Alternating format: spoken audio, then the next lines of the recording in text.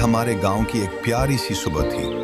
हल्की हल्की ठंडी हवा चल रही थी और फजा में एक अजीब सा सुकून था। मगर इस सुकून के पीछे खास तैयारी छुपी हुई थी।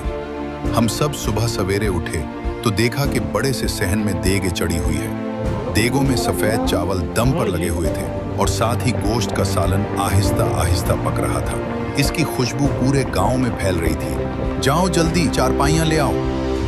हमने एक दूसरे की तरफ देखा और बगैर कुछ कहे फौरन निकल पड़े।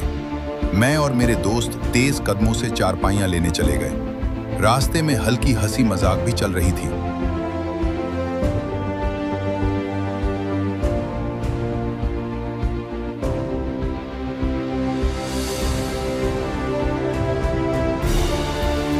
जब हम वापस आए, किसी ने प्याज काटना शुरू कर दी। कुछ ही देर में खाने के बर्तन भी आ गए तो काम और भी तेज हो चुका था। सब लोग मिलकर तैयारियों में लगे हुए थे और फिर आए हमारे प्यारे भाई सिद्दीक। वो सिद्दीक भाई जिनके हाथ में अल्लाह ने वाकई एक खास जायका रखा है।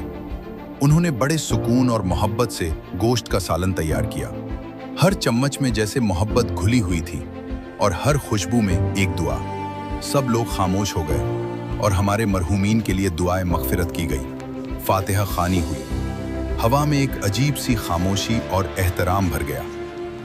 फिर ऐलान हुआ, आए अब सब लोगों को खाना पेश किया जाए।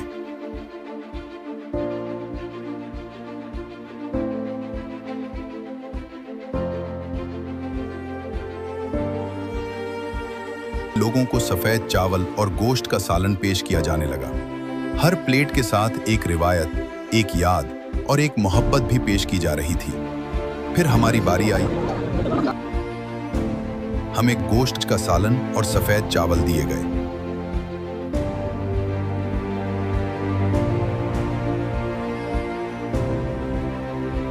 पहला लुकमा लिया तो ऐसा लगा जैसे बचपन की सारी यादें वापस आ गई हों। यह सिर्फ खाना नहीं था, यह हमारे गांव की एक पुरानी रिवायत थी। एक ऐसी रिवायत जो बरसों से चली आ रही है और आज भी लोगों के दिलों में वैसे ही जिंदा है।